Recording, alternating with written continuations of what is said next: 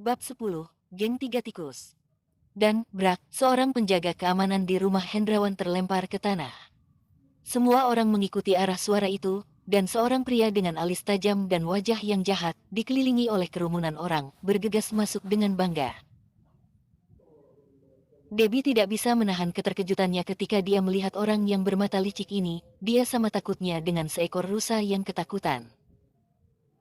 Rizal berdiri di depan Debbie, di sisiku, tidak akan terjadi apa-apa. Entah kenapa, hati Debbie yang menggantung tiba-tiba menjadi lebih rileks saat mendengar kata-kata dari Rizal. Itu jelas sia-sia di mata semua orang, tetapi Debbie secara bertahap mengembangkan semacam ketergantungan di dalam hatinya. Sepertinya selama Rizal ada di sana, dia akan merasa lebih nyaman. Mungkinkah ini yang disebut rasa aman? Tetapi pria di depannya tidak dapat melakukan apapun selain hanya melakukan pekerjaan rumah dan memperhatikan orang lain, tetapi dia tidak dapat melakukan apapun. Memikirkan hal ini, Debbie mendesah pelan. Siapa kamu berani sombong di sini? Apakah kamu ingin mengacau di tengah-tengah keluarga Hendrawan? Ada sedikit nada keagungan dalam suara wanita tua itu, tapi jika didengarkan dengan seksama, jelas ada sedikit rasa takut. Pria itu tersenyum dan berkata, "Hei wanita tua, kamu tidak perlu berpura-pura berani di depan keluargamu. Apakah kamu ingin mati di tangan kami, geng tiga tikus?" Geng Tiga Tikus. Ternyata mereka adalah Geng Tiga Tikus. Geng kecil pasukan bawah tanah yang terkenal kejam di daerah ini. Jika kalian bertemu dengannya pada hari kerja, mereka biasanya hanya akan berjalan-jalan. Bu Hendrawan merasa sedikit patah hati, dia tidak ada hubungannya sama sekali dengan pasukan bawah tanah ini pada hari kerja, jadi mengapa mereka mengambil inisiatif untuk datang ke rumahnya hari ini? Perilaku dan penampilan orang-orang ini sangat buruk. Wajah Bu Hendrawan segera menunjukkan senyuman yang menyanjung. Ternyata Geng Tiga Tikus, aku tidak tahu kalau kalian akan mengunjungi rumah ini hari ini. Apa yang bisa aku lakukan? Bukankah karena cucumu yang berharga, Debbie? Senyuman tidak ramah muncul di wajah pria itu. Debbie lagi. Apakah tidak mengherankan jika orang kepercayaan ini adalah sebuah bencana? Bukankah keluarga Hendrawan ini akan menyakiti si peri kecil ini? Orang-orang dari keluarga Hendrawan bergumam, seolah-olah Debbie telah menjadi orang yang putus asa dan dibenci oleh semua orang. Apakah Debbie telah menyinggung perasaanmu di suatu tempat? Wanita tua itu berbicara dengan suara rendah. Pria itu memalingkan wajahnya dan menunjuk ke luka di wajahnya. Lihat, ini adalah hal baik yang dilakukan Debbie. Di bar pada hari itu, pria ini dihajar dengan sangat keras oleh Denny. Kemudian, semakin dia memikirkannya, semakin dia tidak yakin, dan mengumpulkan beberapa orang, datang untuk menemukannya. Kamu telah dipukuli sampai seperti ini, dan kamu masih tidak akan berhenti. Apakah kamu ingin terluka di kedua sisi wajahmu? Mulut Rizal penuh dengan ejekan. Siapa kamu? Apakah kamu berani menantangku? Apa kamu sudah bosan hidup? Pria itu kembali menatap Rizal dengan kejam. Aku suami Debbie, jika kamu berani menyentuh sehelai saja rambut Debbie, aku akan membuatmu mati dengan cara yang buruk. Kata-kata Rizal dingin dan mematikan. Debbie di belakang Rizal berdebar di dalam hatinya. Meskipun Rizal tidak memiliki kemampuan, kata-kata ini juga tidak cukup. Bukankah yang paling diinginkan wanita adalah pria yang sangat mencintai dirinya dan bekerja keras untuk dirinya? Pria itu tertawa dengan keras, "Kamu siapa? Bukankah kamu sampah yang sudah dikenal oleh semua orang di Green Bay? Minggir, tunggu sampai aku membalas Debbie dan aku akan kembali untuk membersihkanmu." Pria itu berbicara, dan berjalan maju. "Berhenti. Aku tidak peduli bagaimana kamu akan menangani si sampah itu, tapi jika kamu berani mencelakai Debbie, aku pasti tidak akan melepaskanmu," kata Robin dengan tegas. Pria itu berbalik dan melihat seorang pria yang berani berbicara kepada dirinya seperti ini, dan tidak bisa menahan perasaan bahagia. Ada apa hari ini? Kenapa ada begitu banyak orang yang tidak takut mati? Robin mengelus rambutnya, "Geng Tiga Tikus, jangan berani macam-macam padaku. Aku adalah manajer proyek Green Bay Real Estate Group. Bahkan Charles pun harus bersikap sopan saat melihatku. Siapa kamu?" Charles memiliki power di Green Bay, dan semua orang mengenalnya. Robin merasa jika dia mengeluarkan nama Charles, dia harusnya bisa menekan geng tiga tikus ini.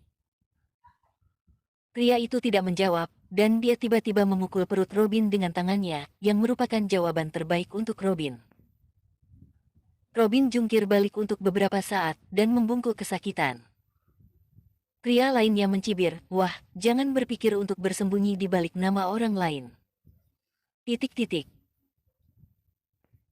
Assalamualaikum warahmatullahi wabarakatuh. Ketemu lagi bareng Mimin di channel Novel Upload. Jangan lupa untuk tekan tombol subscribe kemudian like videonya, bagikan sebanyak-banyaknya ke teman-temanmu. Terima kasih.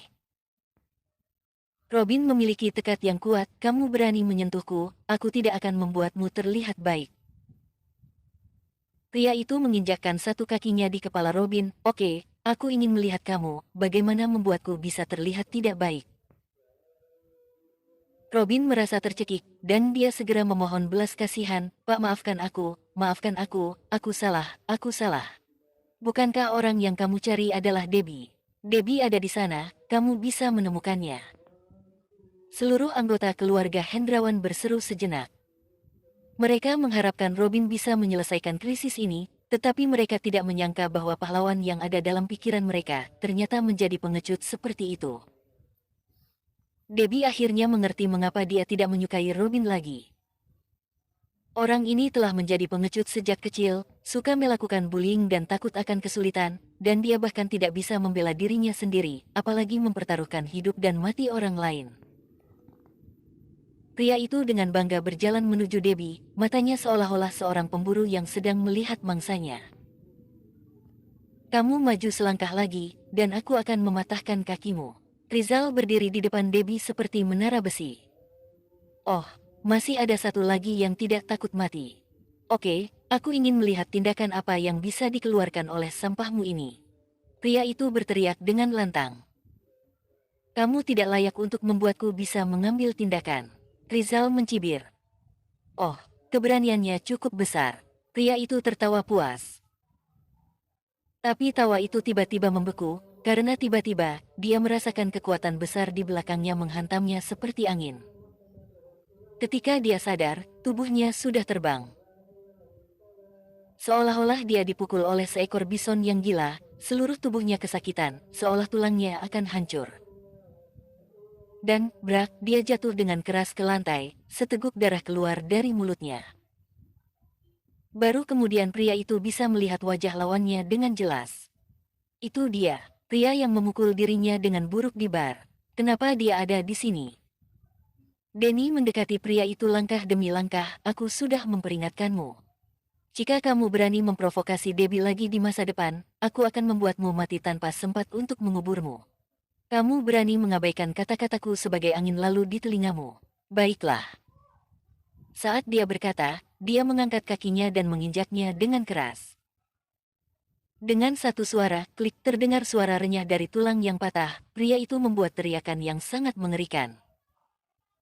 Terakhir kali di bar, Denny baru saja mematahkan kakinya dan memberinya peringatan.